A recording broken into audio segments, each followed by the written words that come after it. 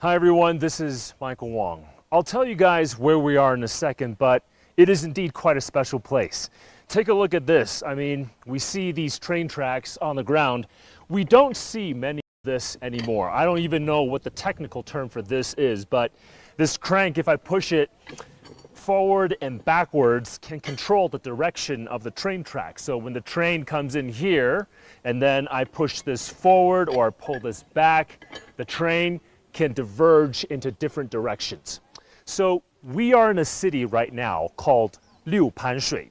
We are in the province of Guizhou. And this city is really special in terms of history because it was a key city in the industrial development of China's southwest.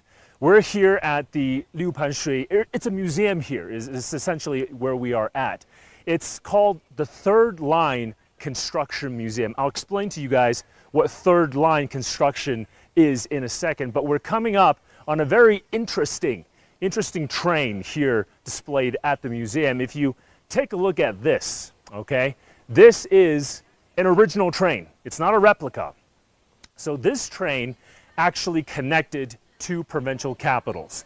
It connected the provincial capital of Guizhou, which is Guiyang, with the provincial capital of Yunnan, Kunming.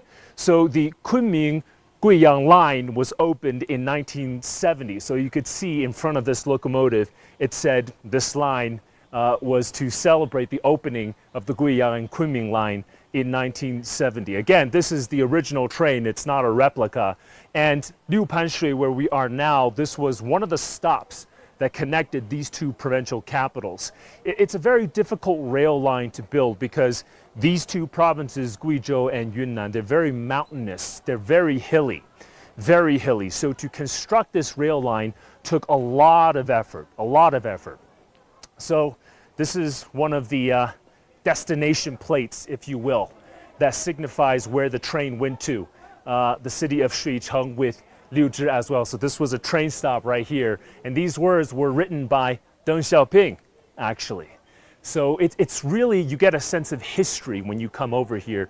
And third line construction, what it means was really coming to the southwest of China to construct this area to heavy industry. So Liupanshui was supported by four main industries: coal, steel, power generation, as well as construction. So this city was built back in the mid-1960s. And it was built because back then the external environment of China was not that stable. There were geopolitical tensions all around the country. And policymakers at the highest levels really wanted to build China's southwest into an industrial area as well. So this place has a lot of history. Oh, hold on a second. Hey, 您好，麻烦您是在这里是看一看什么东西吗？我省的来看看，带伙省的来看看这个商业建设。以前商业建设楼博物馆，我看看以前的景象。爷爷说的是什么？爷爷说今天带我来看一下，就是当时三线建设博物馆的一些情况。Okay. So I can't understand the local dialect, and this gentleman here is here to take a look at the Third Line Construction Museum. 非常的。爷爷，我再问你一下，这是一个什么东西啊？这个铁管，铁罐。就是老铁的铁管，高炉的铁水桶里面的铁管。Okay. So, like I told you just now, this city is heavily supported by the steel industry back then as well. And what was put in here was molten iron ore that was poured into this big, giant cast. And then that can be poured into the steel factory to make iron. 那爷爷，您是三线建设的一个成员吗？是。我是商业来像这个地方来搞商业建设的。Okay. So we're actually speaking to somebody who actually participated in this third line construction. 那您当时来这里的时候是什么一个情况呢？当地有什么？当时啊？当地什么没有，就是个县城。我们住的都是临时房。他说的是爷爷说当时他来的时候，这个地方什么都没有，他们住的都是临时搭建的那种茅草房。Oh, okay. So 干打垒。this gentleman was saying that when he first came over to this area, there was really nothing here. They were living in temporary shelter and they had to build everything up from scratch. Essentially, there was nothing here. And again, this city, in Chinese, it literally means a city that was pulled over by the train because they had to build this city up from scratch, building the railroad tracks, building the trains to come over here. That was really essential as the first step. 那爷爷，您在三线建设是起到一个在做一些什么东西呢？当时看出来就是学习，就是休息，什么也没有做，学习就是学习。麻烦您再翻译一下。就是学习。哦，学习。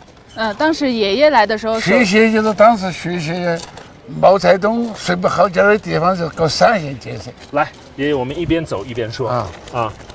就是三线建设是毛泽东睡不好觉的地方。哦，搞三线建设。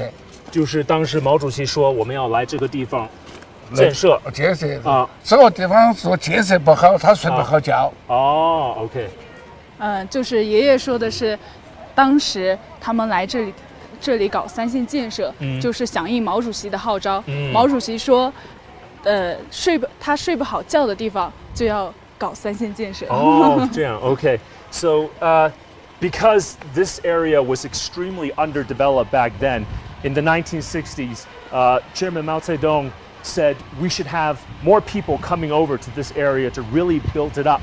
So people like this gentleman here followed that kind of directive, followed that kind of spirit to really come over here and develop the region, because traditionally this place was very, very underdeveloped since the provinces of Guizhou and Yunnan. They're very hard to come over here because of their mountainous terrain.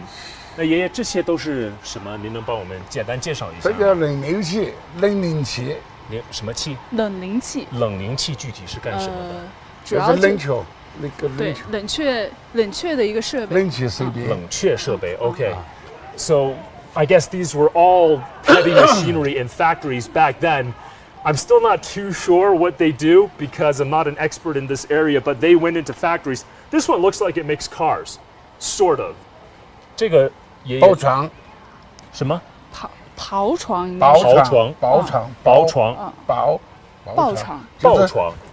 推那个意思。那是建什么东西的？就是建什么东西的？就是推的钢材嘛，就是钢材，都是搞设备的。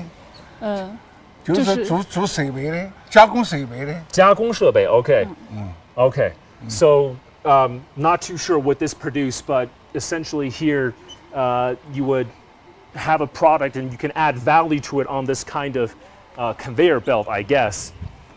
然后这个是发电机。Okay, so this is an electricity generator. 然后这个是最老的汽车了，就我们开始也是个最老的汽车了。Okay. So this is a pretty old school truck that carried a lot of resources and materials back and forth from the factories, I guess.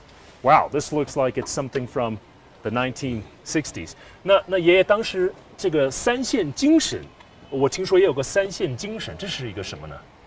三线精神要吃苦耐劳。吃苦耐劳吃苦耐劳，这个勇于创新也是。吃苦耐劳，勇于创新。Okay, 勇于创新。Yeah. Okay. So there is something called the third line construction spirit, right? Because this place was underdeveloped, the country sent a lot of people from all over the country to come over here and to really build this place up. So the third line construction spirit, it's about hard work, it's about self-sacrifice, because a lot of the people, they had to leave their hometowns and come to this area where there was essentially nothing here and build everything up from the ground up. So that spirit of self-sacrifice, that spirit of really hard working to build up an area that essentially had nothing before, right? Again, this is a very hilly, remote place back in China's history, but now it is very built up, very developed in terms of the southwest of China. We've got industry here as well. We've got now a vibrant tourism industry. We've got museum. And right now, this entire industrial heartland of China's southwest is turning green. We see green development and tourism becoming the new pillar industries of this place. But here at the Liupanshui Museum, I haven't had a chance to go in yet. That's going to be my plan, to really go inside to understand better the history of this place, because I'm really also at the beginning stages of understanding the development history of Liupanshui. But I'm going to turn now to my colleague, Liang Si, who is actually inside a steel factory. Liang Si.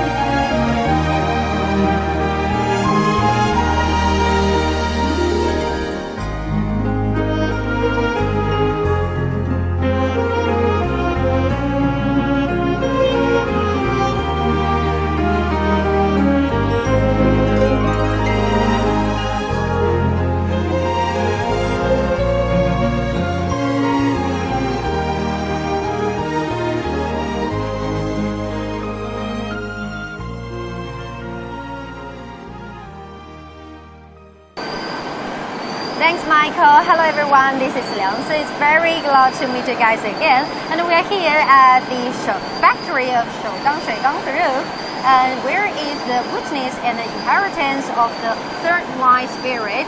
And we are very and happy to have Jiang老师 today. 张老师跟我们观众朋友们打个招呼吧。嗨，大家好，我是首钢水钢制造管理部的主管工程师，我叫江金东。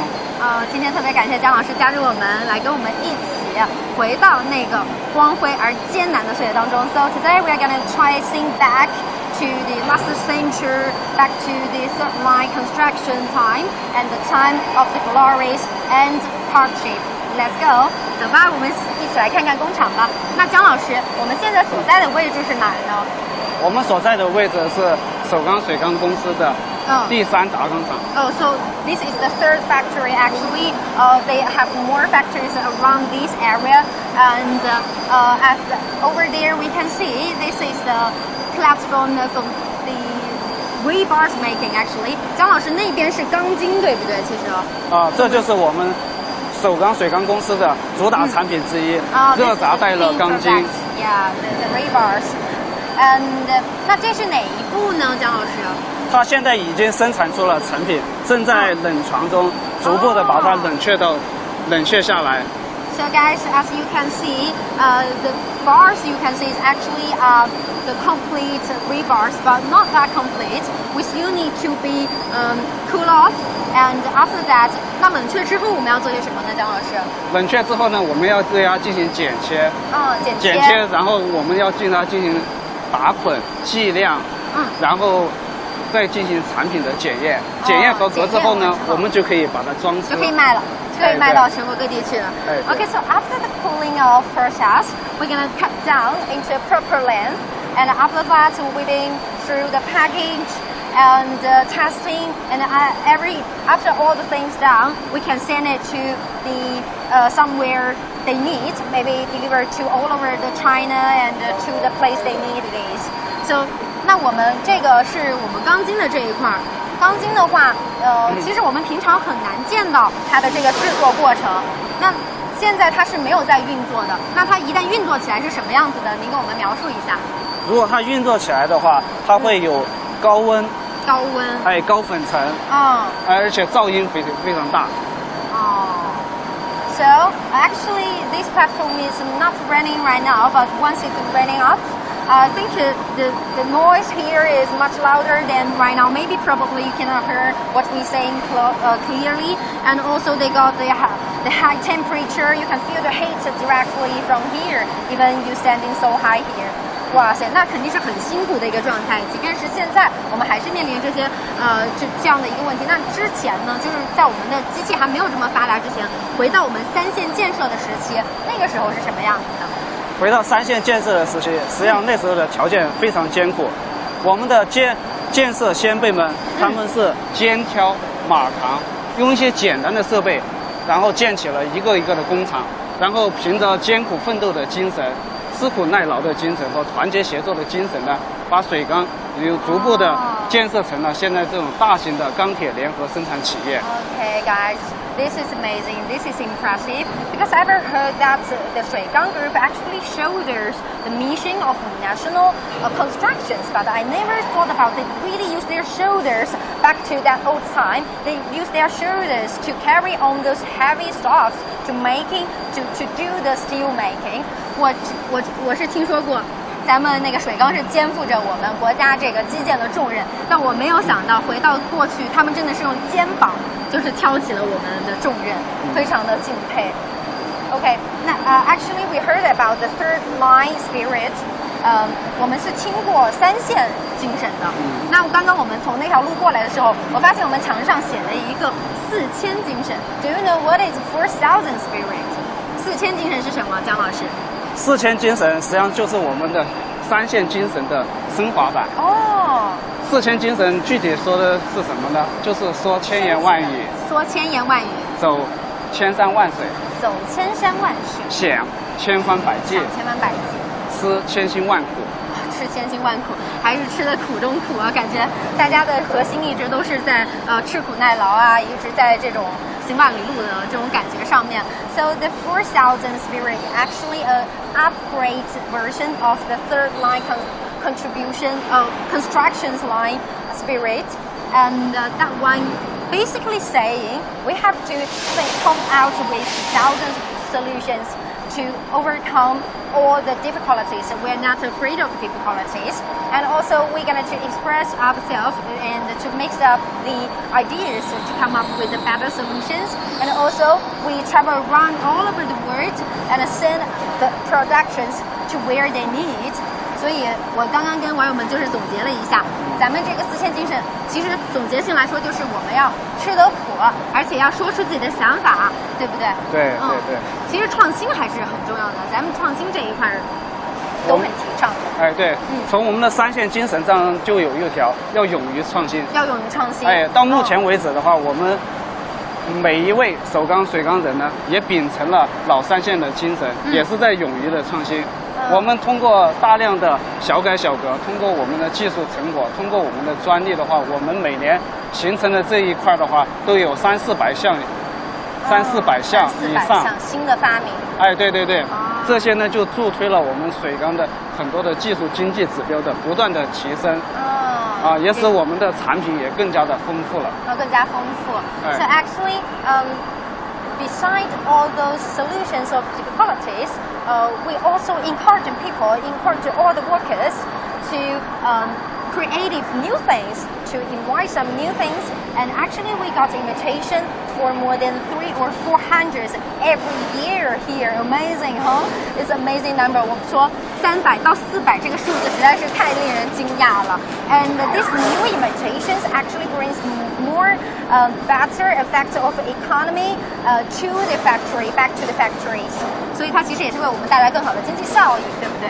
对，还是要不断的去创新。Okay. So you can see actually we are working on this pathway here, and we can see all the applications of those steel materials on the structures here. 然后我们可以看到，这其实是我们一个叫产品足迹，那也是我们的一些应用。那您给我们介绍介绍，像我们刚刚看到这些钢筋 rebars， 我们是用在一些什么样的地方呢？我们这个应用的范围比较广，我们生活所接触到的。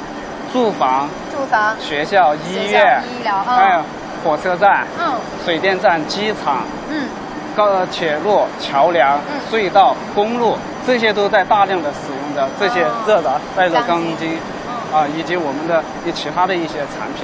其实它就是在我们生活中所有的所能看到建筑中都是有应用的，因为钢筋是建筑之本嘛，可以说是，对吧？对。So actually the rebars is being used in everywhere that you can see, including the constructions. For example, like the housing, the buildings of hotel, like hospitals, schools, and also the stations, the airports, and also the hydro water stations everywhere. Wow, it's made a great contribution to everywhere to develop our life. 实际上，我觉得这个钢筋的利用，它虽然只是就是这样简单的一根钢筋，但是它其实带来的是一个生活质量的提高，因为它在帮助我们就是基建的过程中就更加的快速或者更加稳固的去建立我们这些建筑，对吧？对，它能够帮助我们建设我们所要建的一些建筑，还有帮助我们实现我们所要实现的一些形状目标。It can shape the structure of the building and it also support this building. 它们也是强有力的支撑，对不对？它们除了是一个结构以外，那我们也可以看到在这边。So this is actually some famous buildings in China. This is the bridge 阿治河大桥。这个桥也是用咱们的钢筋来做到的。然后 we keep moving, and this is another very Chinese old style, Asian China style 安顺桥 also use production from the 水缸。对。然后这也是个桥。Wow. So this is another bridge actually. Wow, look at this one. Oh, I would like you guys to pay attention on this one. This is so special. This is actually the spacecraft of 神舟11，就神舟11号，对吧？对。那我们的钢筋会用在返回舱的哪些地方呢？我感觉，难道是这个外壳吗？钢筋没用到，它主要是我们用的一些制绳的一些产品用在这个绳索上面。这个制绳的产品是其他的一些材料。对，是其他的一些材料。这种材料呢，要求它的直径比较小，它的重量比较轻，但是它的强度又非常的高，只有这样才能够用在这上面。哇塞！所以 actually they using the materials from produced from 水缸 and is actually being used on this rope. Can you see the rope? Okay, and this one is requested to be smaller and light. Wow, guys, can you hear that? I heard something. 蒋老师，那是什么？那是火车。火车进来了，火车开到我们工厂里面了。对，它过来把我们装好的货物拖出去，运往全国各地。我们也亲切的是称这个火车为快递小哥。这是我们的快递小哥。Wow. So the delivery man is coming into the factory.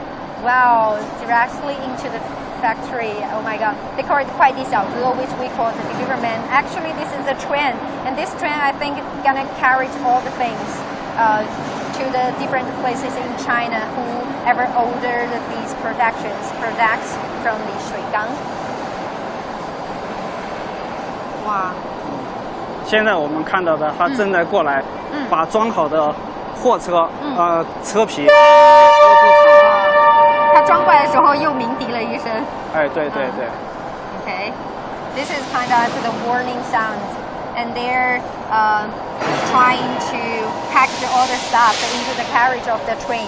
每一次我们这个装车大概是有多少个车厢呢？装多少货物呀？这个每一次的话，它能够这个厂房的话，大概能够容纳10来个。10来个这样的火车车厢。哎，对，火车车厢同时装卸。Yeah, more than 10 carriages that being packaged over there. 那它一般这个货是会运到我们全国各地去，还是说它就是去一个单一的目的地呢？这个火车？它先拖出去，拖出去了之后，它在一个地方先进行像一个急转中心。哎，对对，急转中心之后呢，然后再进行分配。哦。So this train you see here gonna be take those products to a center, and after that it's gonna be go to different places in China separately, but they come all together in the center first, in the center station first. 所以他们是先到一个中心站，然后再分散到全国各地。对对，他先。那现在我们水缸的情况是怎么样呢？相比较60年前的话，我们现在相比60年前的话，我们是大量的技术，大量的新工艺，大量的新材料，大量的新设备的投用的话，实际上我们整个的厂房就比原来更加的宽敞。是，但是在我们原来的基础上，哎，我们的设备比原来更智能、更信息化，生产更便利。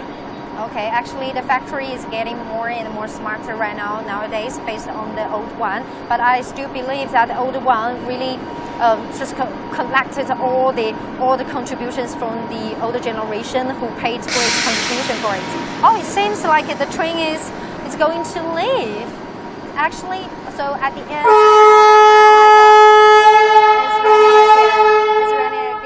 About to leave right now. Actually, it's a good time of transition of the Liupanshui city. It's going to be from the industrial city to the eco-tourism city right now. And so, actually, based on the advantage of the nature sources of Liupanshui city, and we're going to see more better and beautiful environment over there. So, our friend Jason will take you guys to the outside and to enjoy the beautiful sight and the views there.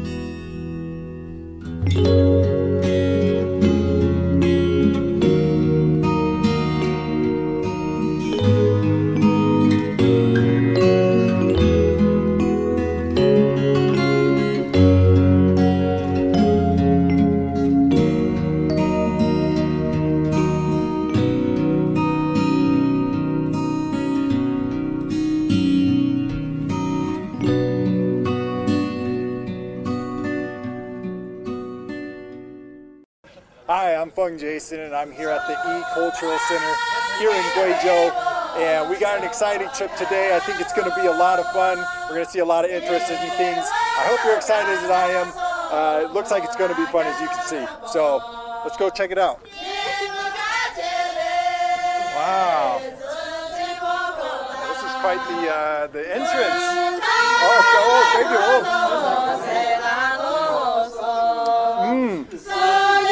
Delicious. Thank you. Wow.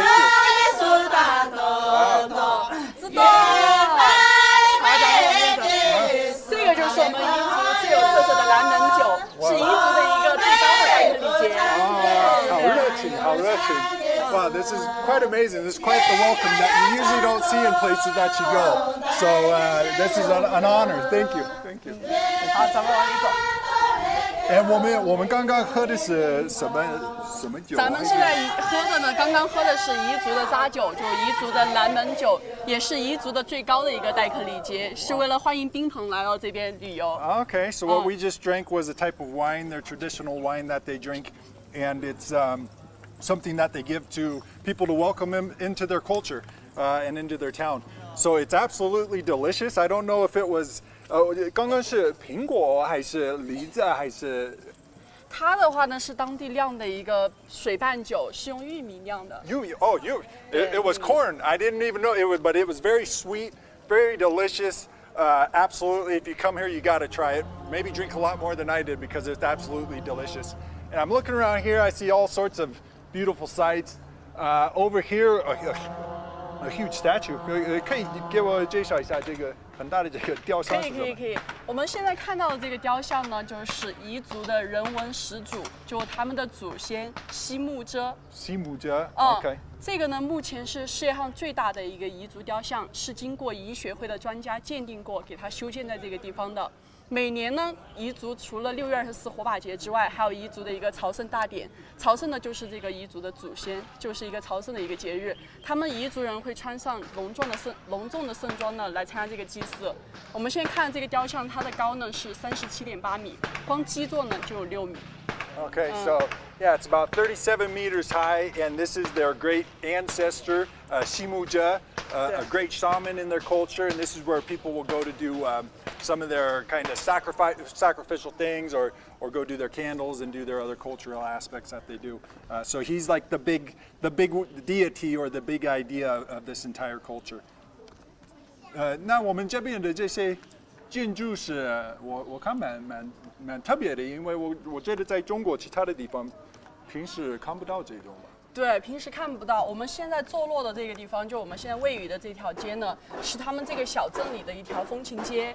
我们现在看到两边的这个房屋的建筑的话呢，就彝族最有特色的房屋建筑，它的名字叫土掌房。土掌房。对，掌是手掌的掌。然后呢，特点呢主要就是红土外墙和茅草屋顶。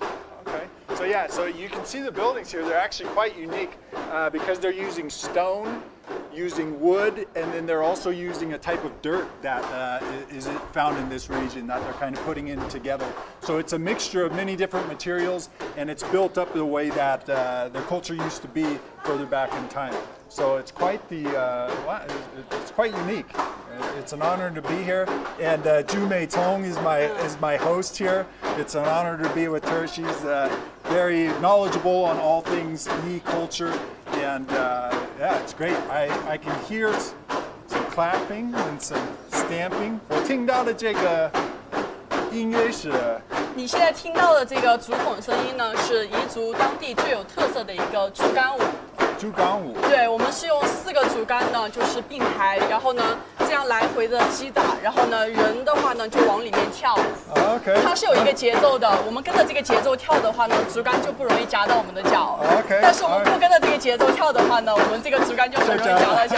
我们上去体验一下。Okay, so this is a bamboo dance, a traditional bamboo dance that they do. And it's done to the rhythm, and there's a certain way that we're supposed to dance.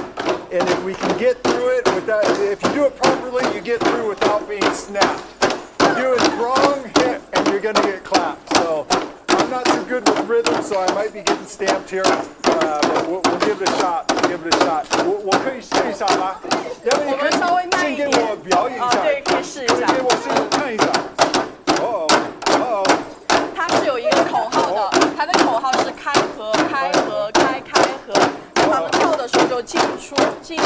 进出，明白了吗？差不多的，对，不知道能做得到。OK， 进去，慢一点，稍微慢一点。3、2、1，走。进出，进出，进出，进的时候，我们两只脚就要进来。两个脚 ，OK。对，然后牵着你一起。好的。慢一点哈。3、2、1，进出，进出，进出，进出，进出。对，就是这样子。如果你会跳之后呢，它的节奏会越来越快，对，会越来越快。Let's see if we can get across this without being stopped. 那我们一起跳过去吧。可以，来，咱们一起跳过去。找到节奏。进出，进出，进出，进出。然后我们可以从这边跳到对面那边去，两个组员一起体验。直接跳过去。就是双难度，对。我们跳完这边，然后直接就跳那边。好的。开始。进出，进出，进出，这边进出，进出，两个是不是要难一点？对，两个要难很多。One, after practicing a few times, you can kind of get it down, but to jump straight over the other one and keep the rhythm going, it's a little bit harder. Let's just say that. So I got snapped a few times on that, but it was a good try. 我看到这边的跳舞的人。给我介绍一下他们。他们现在就是在这边跳舞的这些呢，都是我们当地的老百姓，也就是依靠景区就业的老百姓。他们是一个义务搬迁的一个安置的老百姓，也就是他们现在的这些舞蹈呢，是他们的一个工作，也是我们舞蹈队。我们可以就是采访一下我们就是其中一个。Okay. Yeah. So these people were. A lot of money's been invested in this region to bring it up and build it up and provide a lot of job opportunity. So maybe we can talk to her a little bit more about this. 姐姐你好，你好，您也是搬迁过来的吗？是的。OK， 那您以前在什么地方，或者离这边多远的？现在在这个天府也在没有多远，走路过去就是10分钟。Okay, all right. So yeah, so she has now moved over here since they started building this up, and she's been living here ever since. And 你现在已经定居在这边几年了，还是多久？有4年了。10年了。Okay, so she's 4年。Okay, all right. So she's been here for about 4 years already, and working here ever since she's come over. 大概收入方面比以前还有现在搬到这边有什么区别吗？好多了。以前我们在山沟里要种地很贵的，现在搬到这里来挺好的。呀。那一个月平时工资大概多少？工资1000。Okay, all right. So they have since they come over here, before they were working outside of this town, and with rent and the expenses of everywhere that you go, the costs were much higher, making as much money. So now that they've moved back here, they can have a steady income and make more money than they were, being able to save more money that they were able to than before. And so they're guaranteeing a lot of work here. Since they built the city up, they've actually brought in a lot of people, and it's just increased the standard of living for so many people that live in this town. Oh, look at a cute little boy here, a lovely little boy. He's very nice. 这个认识吗？Okay, so her grandson, adorable great grandson here, so he's hopping in here, good. So as you can see, since they built this up, as we saw in BJ and some of the other cities, some of these people are living and working in other places, and maybe only get to see their kids every once in a while. But now we can see, as they move back into this town, they're able to have a job, they're able to be here with their family. She's with her grandkids, the grandkids are with her, they see their children. So it's been just it's been a great thing for the economy and a great thing for the families here. So we thank this wonderful JJ who's with us today for introducing us to our culture. JJ, 谢谢你 thank you. 谢谢你可以介绍一下这个，还有你们跳的真美。谢谢你的夸奖，是很好的。谢谢。我有心，好了。So we'll probably walk on forward. We saw a lot of the dance here. As you can see, their culture's very vibrant, very lively. You can see from the clothes that it's just a very lively culture that they have here, and a very unique culture compared to other minority groups that are in China. And it's also, if I believe, it's one of the biggest minority groups in China. 这边是不是少数民族算是其中最大的一个少数民族？ 对，彝族的话呢，算是少数民族里面比较大的一个少数民族，而且彝族的话呢，它是一个有语言和文字的一个民族。我们现在看到就是这条街上牌匾上的这个上方看不懂的这一排文字呢，就是彝族的文字。所以呢，在景区呢，它还坐落了一个彝族历史文化博物馆。Okay, wow. So you can see here, if you look under the Chinese characters, you'll see their own writing. So the E culture also has their own language. And not just their own language, but actually their own writing system, which is it's pretty amazing. Not all ethnic groups have that, but they do, and they're also one of the larger ones with I think it's 800万嘛人口. So this ethnic group has about 8 million or so people that belong to it, and now that they have this cultural home, they're able to build a lot more.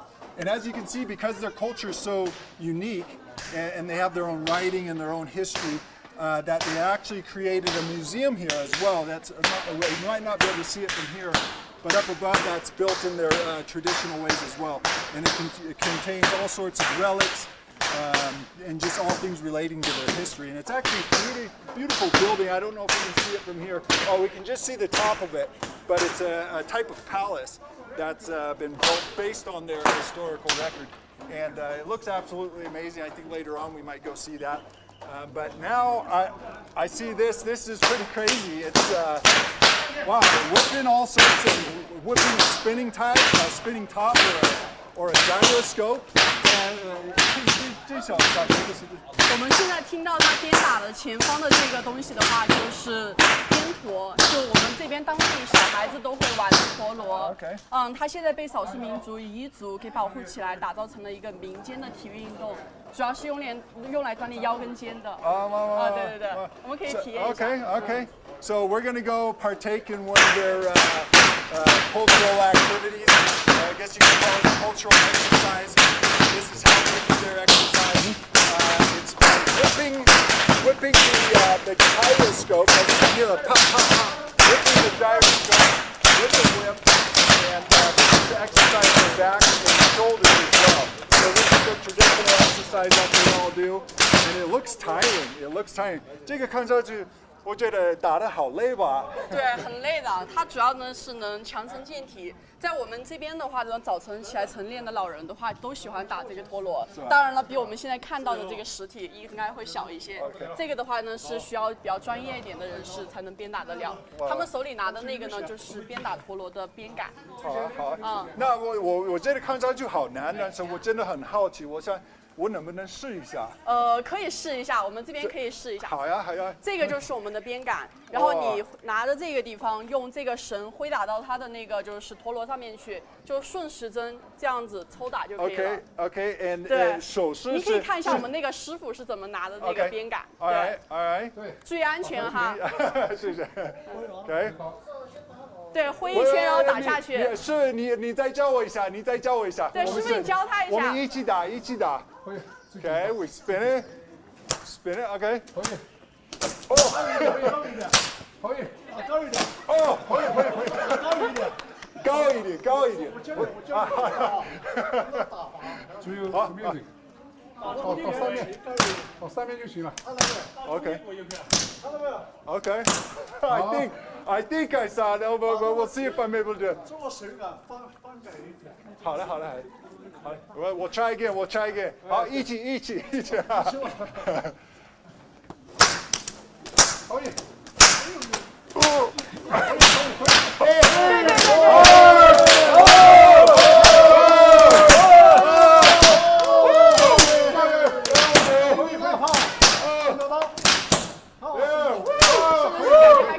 还可以，蛮累的。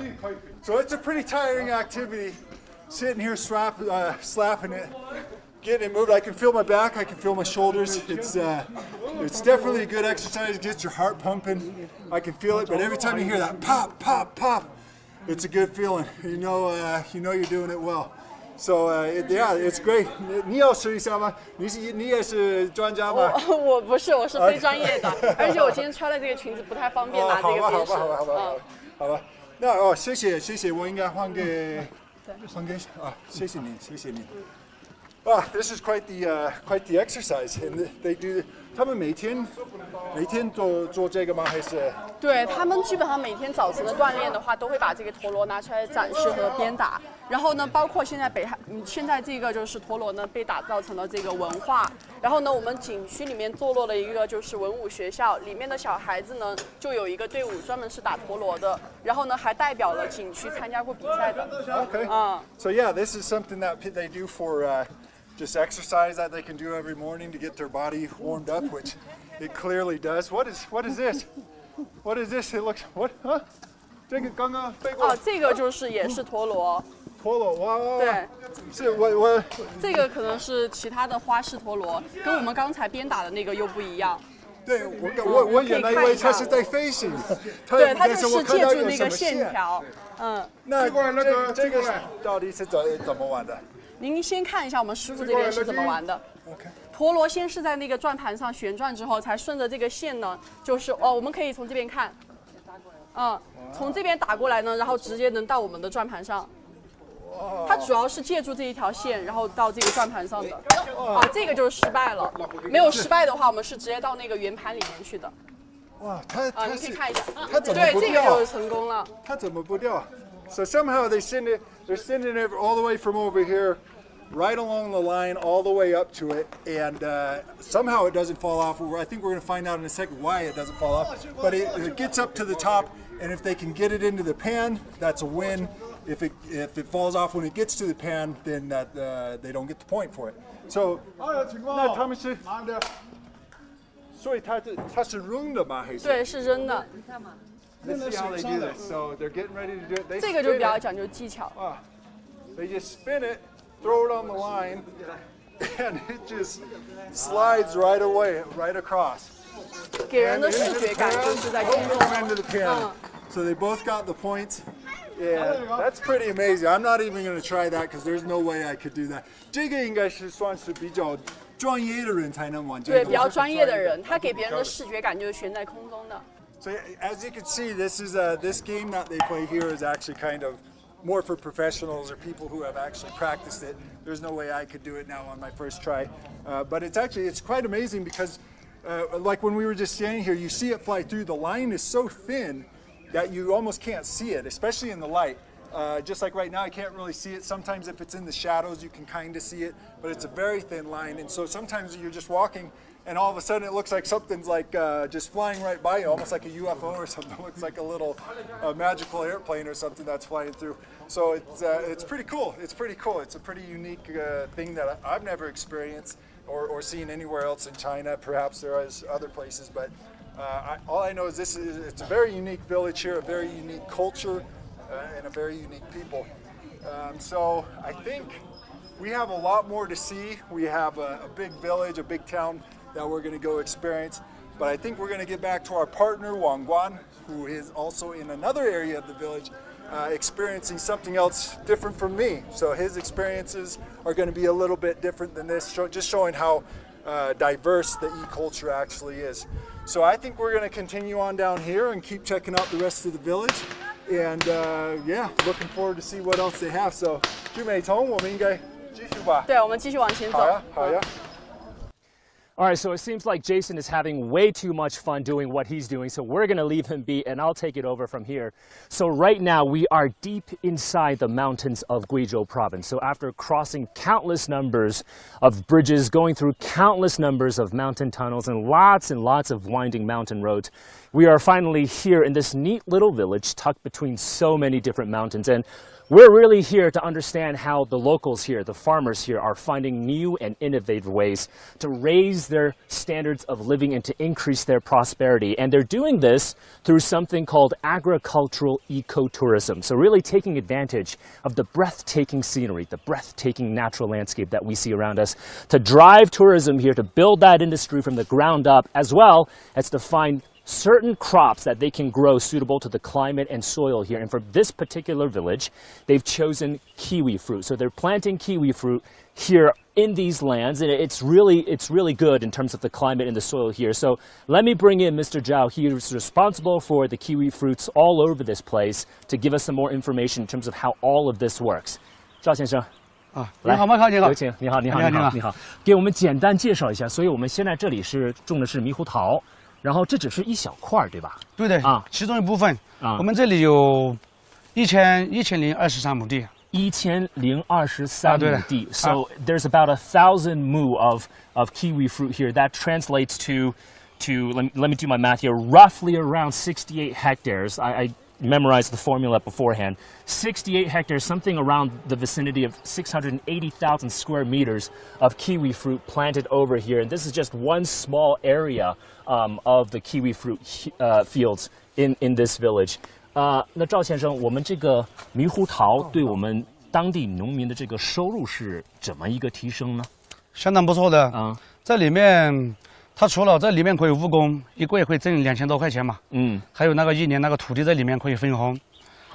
一般的农户如果有5、6亩地的话，1年也能搞3000多块钱的那个分红金。OK。加起来1年也会挣到2万多3万块钱。1年2到3万。对的。Okay, so what Mr. Zhao is saying that farmers here can now earn an annual income of around 20,000 to 30,000 RMB. So what he was saying is they earn 2 salaries, double income. I shouldn't say salary, double income. So one from working the kiwi fruits on the field as farmers, and then a second source of income is they actually receive dividends.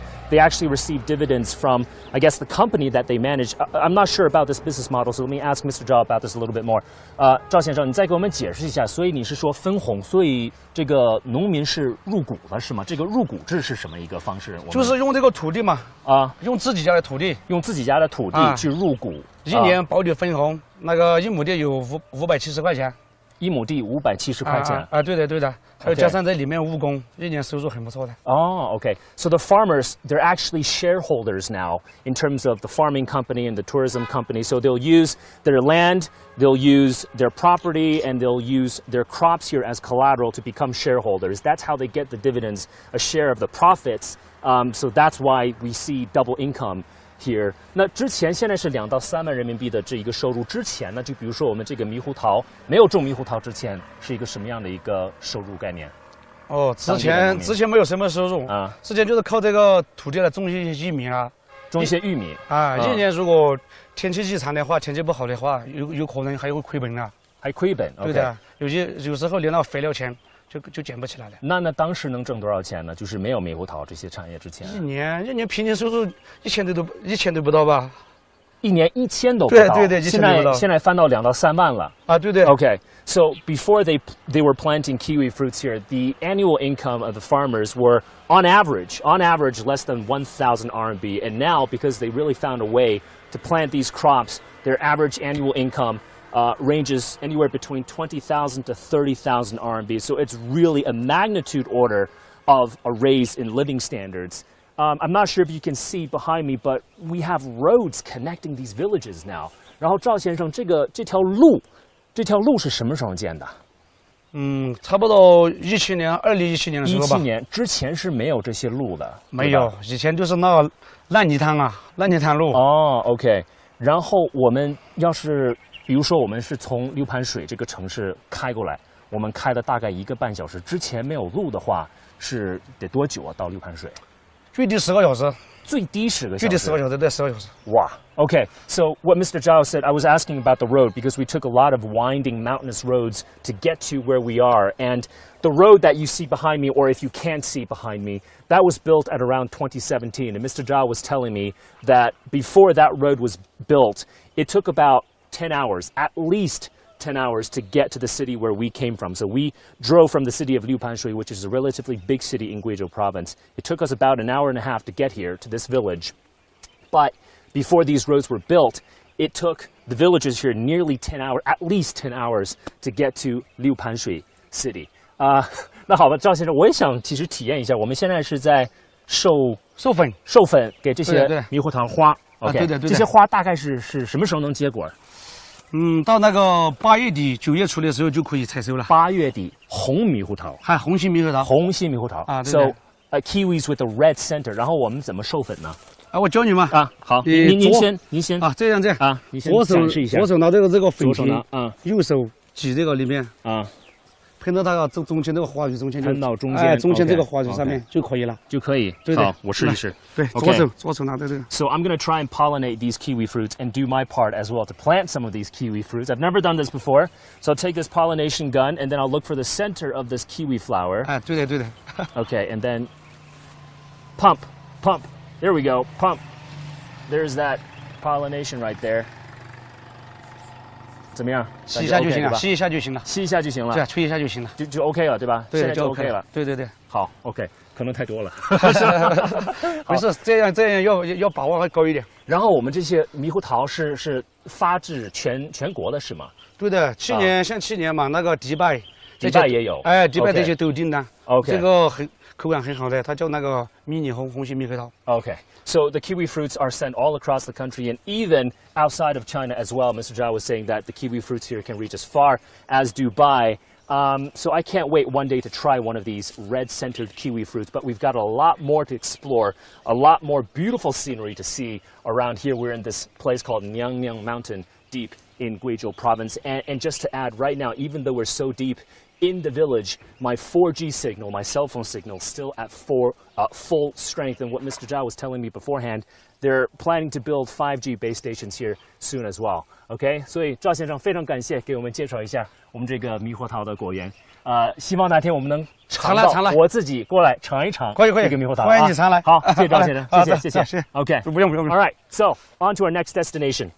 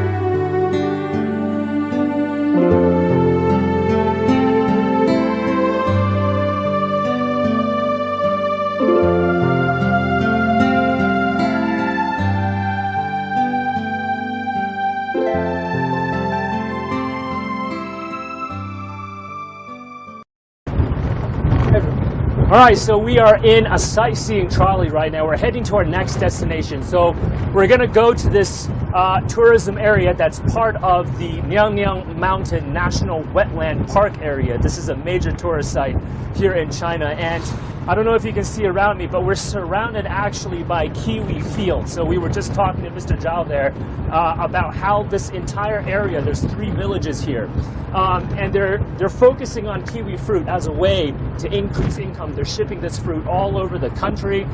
They're shipping it across the world as well, going to Dubai, for example.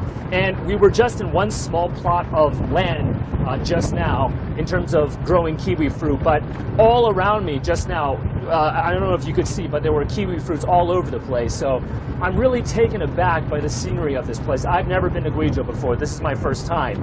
And I've never been to such a remote area of China before to really be on the ground and take a look at all the villages dotted inside these mountains. I mean, it really is quite impressive. And this is what China's infrastructure connectivity is all about, right? All the villages here deep inside the mountains, they're connected by roads now. And not only roads, they're also connected digitally. So China's plan was to connect all villages in the country, no matter how remote they are, with roads. And then the next step is about digital connectivity. So like I was saying, I had full signal, full cell phone signal, really deep inside the mountains right now. There's mountains all over us. I mean, it's just a winding road inside a mountain.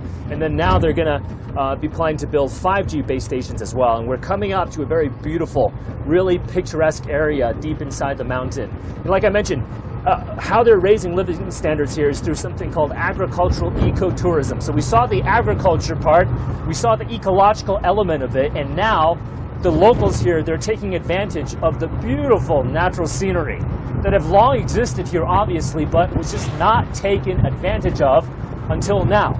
So we're coming up to a place, you're going to see beautiful rivers surrounded by mountains, and this is the tourism element of really raising the development of this area. And when you have tourism here, when you have agriculture here, that's going to lead to more development. It's sort of a really nice self-reinforcing cycle. We're going to see more infrastructure development, more roads being built as well. All right, so I mean, these roads are all pretty new. Like Mr. Zhao was saying, it was built back in 2017. Before the roads were built, these were just wetlands. There were essentially nothing here. But now an entire industry has sprouted up, and we're coming up to our destination now. I'm not sure if you can see. Look at this. This is just so gorgeous. I've never been to this part of China before. I've never been to Guizhou province, and it's just so stunning. I mean, the mountains are made of rocks. It's very difficult to grow crops here. That's why traditionally this has been an underdeveloped area. But because of tourism, because of identifying crops that are unique to this place, unique to this area, farmers and locals here have really raised their living standards. Okay, so we've arrived at part of the Wumeng Mountain National Wetlands Park. So I'm gonna get off of this trolley right now, and then we're gonna see some more of this picturesque landscape. 你好，王老师你好，你好，导演你好，欢迎你来到我们漂亮的娘娘山。哇，这个真的是非常漂亮的一个娘娘山哈，周围的环境这么绿，然后有山有水，能不能给我们大致介绍一下这里边有什么一些配套设施？这样的王老师，我们娘娘山景区呢，它是一个农旅相结合的景区那么总的规划面积呢是275平方公里。那现在我们所下车的这个地方呢，就是我们一个游客接待中心。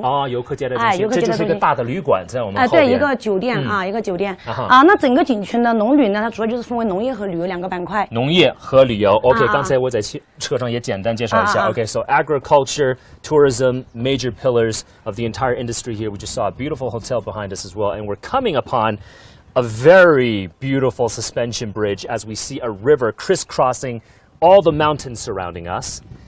我先让我们观众看一下这地方有多么美丽。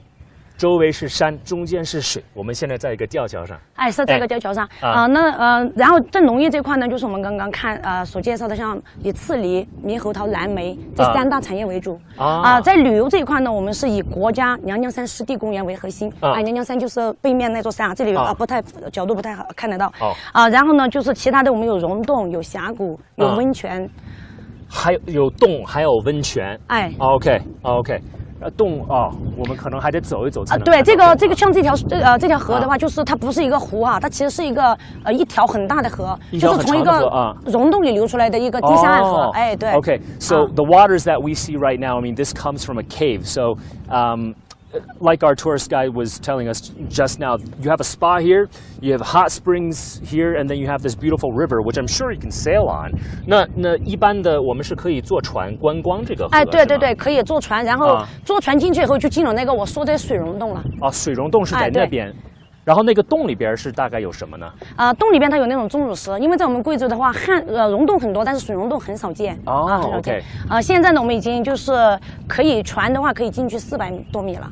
船可以进去400多米啊，因为它有的地方就是还是比较窄嘛，还是船过不了，所以现在暂时里头没有这么开放啊。So essentially, what we can do is we can take a boat and then we can sail on this river, and then if you go all the way towards that end, obviously we don't have time today to do it, but one of these days I'm going to come here with friends, family to really truly enjoy this place. But you can take a boat, and then if you sail all the way that way, where I'm pointing now, you're going to end up in a cave. So you can go 400 meters deep inside that cave. And this suspension bridge, I must say, it's kind of wobbly, but it's very stable as well. It's a great feeling to be in the nature, surrounded by these lush mountains. And then you have this picturesque river. I mean, you have a lot of rivers like these in Guizhou province, crisscrossing the entire landscape, valleys in the middle, mountains on the side, and it's just really breathtaking scenery here. You really get the sense of the local culture here. And then if we could pan this way, 我们摄像头看到这边, you can have local food here, ethnic food, there's a hotel, there's a spa, so really building up the tourism industry from the ground up. 那我们这个当地的这个收入从这里面是什么样的一个提升呢？就是像我们这个景区的话，它因为是一个农旅相结合的景区嘛，它不但是国家4A级景区国家什么这个劳模疗养基地等等，那么但是呢，我们还是一个中国农村3变改革的一个发源地。3变改革的一个发源地，这个3变是大概一个什么概念呢？3变就是资源变资产，资金变股金，农民变股东。然后呢，我们的模式呢，就是一个公司加合作社加农户，就是农户我们当地的这些老百姓就把这个土地入股，还有这社会的闲剩资金，有多余的资金，然后入股到这个公司来一起分红，是这样的。除了固定分红以外，还有一些就是收益的分红，是这样的。Okay, so it's essentially the same model that Mr. Zhao was telling us as well in terms of how the local people here, the farmers here, can really raise their living standards, raise their prosperity, because this is such a hard to get to place. In terms of investments, in terms of jobs, how does the local area really boost jobs and increase incomes? It's through this model that we were talking about. They're shareholders, but at the same time, they're also employees. So the local people here, they have a stake in this tourist area. They have a stake in this park. So they're incentivized to do well, right? Because the employees are shareholders. So they might be working inside a hotel, and then they'll receive a salary from their hotel work, and then at the end of the year, they'll also receive a dividend, a share of the profits based on the tourism revenues that they drive in, because it's very difficult for locals to go out from these areas to work in another province, for example. So they're going to bring the jobs here. How do you bring the jobs here? Really take advantage of the local scenery, really take advantage of this breathtaking natural environment to really build up the industry from the ground up. 我们现在肯定是受疫情有一些影响。那我们之前，比如说18年或者什么，这个游客的一个规模是什么样的？在18年的时候，我们的游客非常的多，那一年是59万。59万？对，59万。但是去年的话，就确实受到很大的影响，对，这是可以理解的。10多万人，而且主要是集中在春节期间，就是附近的村民比较多，要不然的话，就是像平时的话就比较少。还有呢，另外就是我们主要的客源呢，还有就是培训，3变培训嘛，我们这个是个基地，对，全国人民都会来这个地方。在这里培训真的是能怎么说 focus 吗？真的是能集中精力吗？因为这么好的山和水还在这培训呢。它本身我们就是一个模式嘛，他来看的山山水水，也就是个3变的模式。Okay, so I mean they hold training sessions here as well, right? At the local hotels, and it's just I don't know, I wouldn't be able to focus on work here. Right, because of such beautiful scenery. So it's really, truly breathtaking. In 2018, there were around 590,000, 大概59万。对，18年。Okay, so close to 600,000 tourists who came to this very remote area of Guizhou. But I guess we can't call it remote anymore because roads are all connected here. So brings a lot of tourism revenue, I think, as well. 那我们18年大概这个游客的带来的收入是一个什么规模？我们知道吗？那一年的话，我们是8000多万，就是包括周围的老百姓的嘛。8000多万。对，包括就是消费的老百姓。对，因为其实我们主要带动的是当地老百姓嘛。他们不但是入股了，然后就自己当老板啦，就是做农家乐这种比较多啊。我们整个就是这个核心区就有40多家农家乐，就是包括餐饮和住宿。40几家。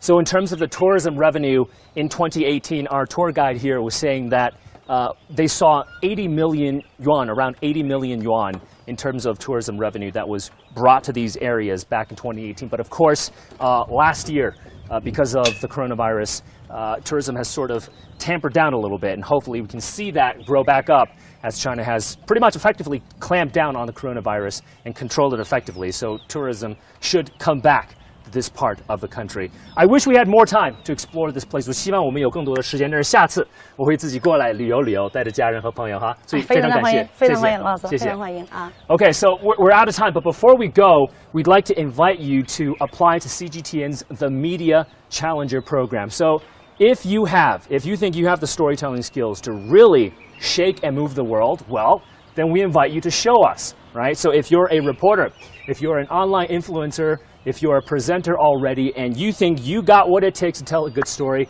then do indeed let us know. Because shortlisted candidates, they'll have an opportunity to win up to $10,000, be trained professionally, as well as have an opportunity to join CGTN as a storyteller, either on a full-time or on a part-time basis. So, how do you apply? Well, stay tuned. We're going to show you right after this broadcast. But for now, I'm going to enjoy the rest of this breathtaking scenery and have a look around.